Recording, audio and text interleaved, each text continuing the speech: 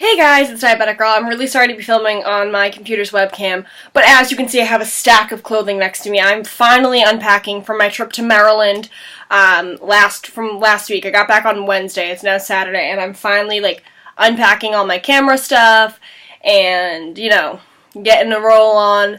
And also I was going to I didn't bring my filming camera, I brought my Nikon because that's my main camera so I can take photos and stuff. And I have so many things suitcases and backpacks all over my bedroom floor right now that trying to set up studio lights would be ridiculous, and it's currently 85 degrees and super humid right now, and my bedroom gets wicked hot, and the lights just wouldn't have helped. You would have just watched me drown in my own sweat filming that video, so I decided to just do this, and I'm really sorry about it, but whatever. So I went to Maryland last week. I don't think I even mentioned this trip in any of my vlogs, but I went out for a music festival and then to go see some family. I mean, technically Kai's family, but I'm going to call them my family because they basically are. And as you guys know, a long-time fear of mine was traveling and flying because of the TSA, and I am very happy to report that it was wicked easy and I didn't have any real problems. So I just want to go through a quick timeline of what went on, give you guys some small suggestions, and I have a couple of stories for you from the week. I am still wicked tired because we got back Wednesday at 9:30ish, and then I still had to shower and wake up at 4 for work the next morning, so I'm still kind of catching up on sleep. But it was so much fun. I'm so glad we got to go. And I really can't wait until the next time we go up, and I'm definitely not anxious about flying anymore like I was, so that is a step in the right direction. So when I first started packing all of my stuff, and I'm looking over at my duffel bag right now because I flew with Southwest, and for those of you who don't know, you can take 2 bags that can be both 50 pounds, and so I think my bags weighed 65 pounds total. So basically, when I started packing, I packed a big Vera Bradley backpack, and that was my carry-on. And in that, I had, oh wait, I still have stuff kind of packed. So I took all of my diabetes supplies and basically put them all in plastic bags in this Vera Bradley bag, because everywhere that I had read and had talked to people said that you shouldn't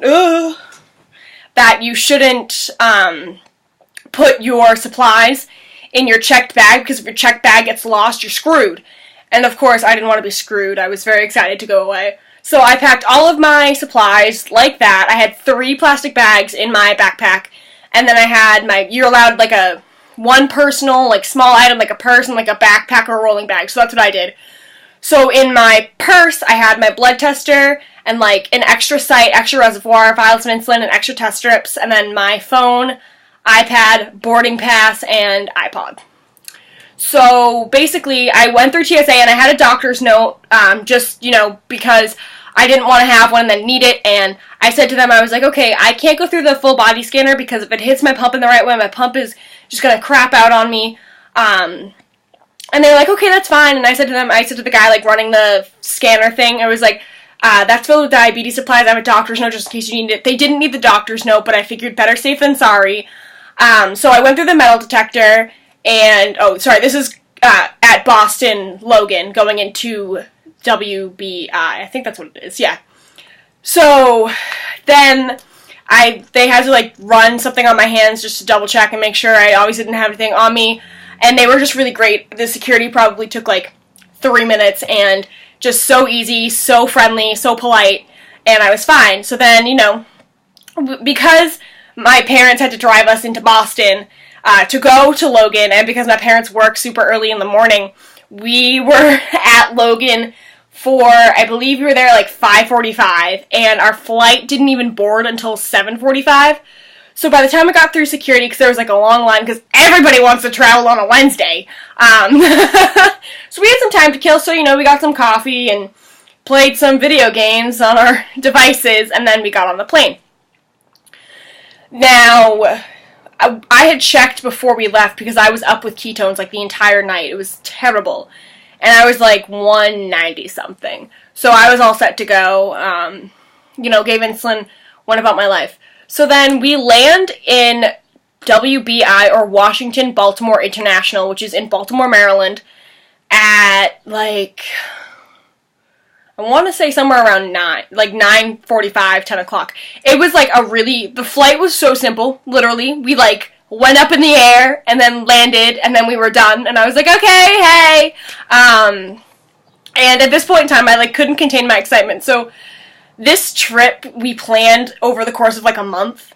And as we got closer and closer, I like could not contain my excitement. And it, like, got seriously out of hand. And then we're, like, sitting in the plane, like, about to land in Maryland. Kai's, like, half asleep, and I'm, like... like, it was just so bad. So then, obviously, we finally get out. And, his mom picked us up at the airport. I love that woman. Oh, my God. Love that woman so much. So, his mom picked us up, and... For those of you who don't know, we were in Cumberland, Maryland, which is about 3 hours from Baltimore. So we make a bunch of pit stops along the way, and, we just kind of go about our business, and we did a little bit of grocery shopping because the first part of our trip was this music festival, and we were going to be camping for a couple of days and, like, not really sure what to expect, so we went and got some food, because who doesn't love food, right? So we did that, and... I was feeling, like, really strange, and, okay, for those of you who don't know, like, yes, I'm a napaholic. I could nap for, like, 6 hours a day, and, like, it would be the greatest thing in the world to me, literally. But I kept, like, falling asleep in the car, and, like, waking up, and then, like, falling back to sleep, which is really weird, because usually, when I fall asleep in a car, I can stay asleep, and, like, sleep for hours. And then we were in Costco, and I just felt kind of strange, and then we got out, and I checked my blood sugar, and I was 40, so that was really fun.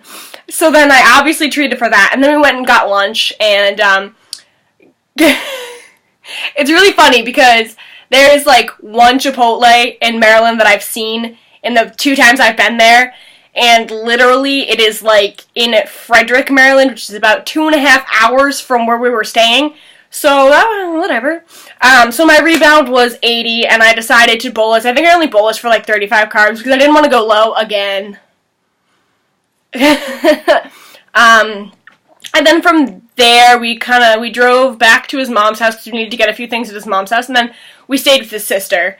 And so, we got there, and the first thing we had to do was put in a new sensor, because I didn't want to wear it at the airport, and I knew we were going to need it for the music festival, because there were going to be a lot of different things, and we weren't sure how I was going to react to some things. So the first thing we wanted to do was change my site and put in a sensor. Well, okay, funny story number 1. So we went to go put in the sensor, and for those of you who don't know, the first time I wore the Enlight sensor, I had Kai put it in. I didn't want to put it in. And so it, like, went in my skin, and it was not really hot there, so I'm not sure how this worked, but maybe from, like, bringing everything upstairs, because we literally, like, got upstairs, put our stuff down, and put the site in. So it literally, like, went in my skin, and then he pulled the thing like you're supposed to, and it came right back out. So then we tried the other side, because I really don't like wasting them, because they're pretty expensive, and did the same thing. So then I was like, nope, I am done! So then he went downstairs to play with his niece and his nephew, and I was like, oh, like, I'll try. So then I tried, and it went in, so that was all good. And then he changed my site for me, and then we went out. Okay, the thing with Maryland that's, like, really different here is that most places, like in Frostburg, which is where I spent a lot of my time, are either closed on Monday or don't open until, like, 6 o'clock at night. It's really great, I swear. Like, I love being out there, but it's, like, such a culture shock for me, because I go to bed at, like, 8 o'clock every night so I can wake up for work. And that's, like, when we're going out. So, basically, we go out to this bar, and it's, like, it's funny, because we had to text the bartender who, like, owns the place before we could even go, because I'm 21 in a couple of months, but I'm not 21 yet, so, like, I couldn't do anything, obviously. So, we went out and had a little bit of fun, and one of the funniest things about this trip is that post-music festival, anytime we'd go out, I would need a cup of coffee before we would go out, because you wouldn't go out until 9 or 10 o'clock at night, and that's, like, bedtime for me, so come, like, 12:30, I'd be like, really bad. So then we leave for the music festival, and this is an experience and a half. So I'm going to start by talking about what we packed for the music festival. Between Kai and I, there were, I believe, 400 test strips, 10 pump sites, 10 reservoirs, 3 vials of insulin, and more sticky tape than you could imagine. And then we had glucose gel and 100 glucose tabs and a couple of juice boxes and, like, some granola bars in case I didn't really need to, like, treat a low but needed a snack. So that was what was between the two of us in that process. So now, let's talk about what happened at the festival. So, the first night we were at the festival, that Thursday night, I decided to just kind of, like, casually sip on a beer. Because for those of you who don't know, festivals aren't necessarily about being high and drunk all the time, but I decided to go ahead and just live for the moment. I live a kind of sheltered life, really strict parents, so I decided why not live. If they see this, I'm probably never going to be able to go back to Maryland, like, ever again. So, you know, and I was always told that, like, booze would make your blood sugar spike, and, you know, all this non-fun stuff, and if you drink too much and you go low, then you immediately have to go to a hospital. So there was, like, a lot that I was riding on with this. And I had one and then just wasn't really feeling it anymore, so that was all I had that first night. My blood sugars were high, but come morning time, they were, like, right in control, and it was really, really, really good. So, yay. Friday, I decided I definitely, like, wanted to drink, but I didn't want to cause, like, high blood sugars all day, because I felt like crap, and, like, I want to be outside, listening to the music. For those of you who are wondering, I was at Dome Fest. There are a lot of great bands you should check out from this. I got my t-shirt right here. I could just tell you. Sorry, I'm still, like, in half asleep mode. If there was any band that I would suggest you check out from this, it would be Pigeons Playing Ping Pong. They basically, like, they run this festival every year, and they are so good. Their CDs are wonderful, but then they're just as good in person, which made me so happy. So if you guys like jam band, definitely check out Pigeons Playing Ping Pong. But back to what I was saying. So I obviously wanted to be out enjoying the music and not being high or, like, drunk and high and not being able to know what I was doing. So I went with wine. Guys, I'm a wino now. So basically with that, I didn't really give insulin because when I talked to a friend who's also diabetic who's old enough to drink, she said there wasn't, like, a ton of carb in wine, and I should just be worrying about, like, what I was drinking it with, which was mostly Sprite because I'm picky. So I didn't really give insulin for it either because it took me so long to complete a drink that, like, it just wouldn't make sense to give insulin. And my blood sugars were, you know, pretty good. I had a couple of highs here or there, but that was mostly because I wasn't 100% sure what I should be bolusing for. Like, if we got food from a vendor, I just didn't know. Or if my blood sugar was, you know, a little bit lower and I was eating something that had more protein than carb, I didn't bolus because I didn't want to go low and, like, have it be a serious problem. So I just kind of, like, went with the flow, and it was mostly just correcting when I needed it. And, like, I gave insulin for bigger meals, but most of the time I just corrected. And, I mean, it worked really well. I'm not suggesting you do it. It wasn't the best way for me to do things, but it did work, and I am safe and sound now. And then it sucked because Friday into Sunday it just rained. Like, rained non-stop. And I was like, I mean, it was still a lot of fun, but it was cold and wet and miserable and just so not fun.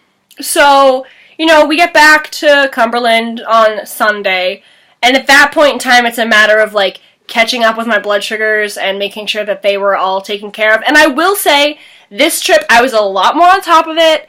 I had a lot of fun, and it definitely wasn't as much of a hassle.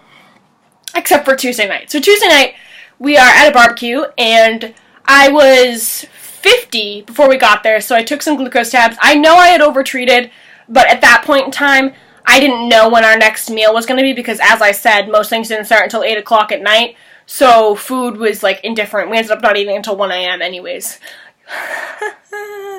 So, I was 227 after that, and I corrected, and then an hour and a half later, I was still going up. And I was frustrated beyond compare, and it was so fucking terrible. Because at this point in time, I'm like, I don't fucking get it. Like, I gave insulin an hour and a half ago. Like, what the fuck? So, you know, I think that was the first time, and it was really eye-opening for Kai, because he realized that, you know, it's not always easy. And I know that a lot of the times I portray it to be easy. But sometimes it's just so complicated. And at that point in time in the trip, I just absolutely fucking had it. It was, like, 10:30 at night. I was exhausted. I was just done. I was fucking done. So we took care of it. It was all set. I ended up going with his suggestion, which was, you know, check again in like an hour, and if you're still going high, we'll correct then, because I still had a little bit of active insulin. I checked and I had gone down, so I'm glad I didn't correct, because I probably would have been like low on the floor. So, you know, but my big argument was that I didn't want to be high all night and be awake all night, because we were leaving to go back home the next day. So, Wednesday is basically uneventful. I mean, we were going home, so we woke up, we packed, we showered, we got ready to go. And then when we got into WBI, again, security wasn't really a problem, but I did have to, unlike in Boston, I did have to get a pat-down, which was, like, really awkward. I had never gotten a pat-down before, and the woman was trying to tell me that I can go through the body scanner. It's the metal detector I can't go through, which was totally wrong, but as you know, you don't want to piss off a TSA agent. So I was just like, oh, like, I'm really sorry, like, all my fault. So I got the pat down, and I was safe to go, and this woman was wonderful. So my pump site was over here in my hip. It's now over here in my hip. And she, like, asked where it was, so she didn't, like, rip it out or anything. Like, such a polite woman. And I was so happy, because I had heard all of these horror stories about, like, traveling in TSA.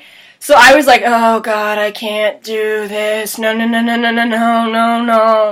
But honestly, I freaked out over nothing. I had no problems with TSA. I had a great trip, and I'm obviously excited to be back home, but totally wish I could still be there. So yeah, that's what's going on with me. I'm gonna try to go finish unpacking and maybe find my bedroom floor. Alright guys, thank you so much for your love and support, and I'll talk to you later. Bye!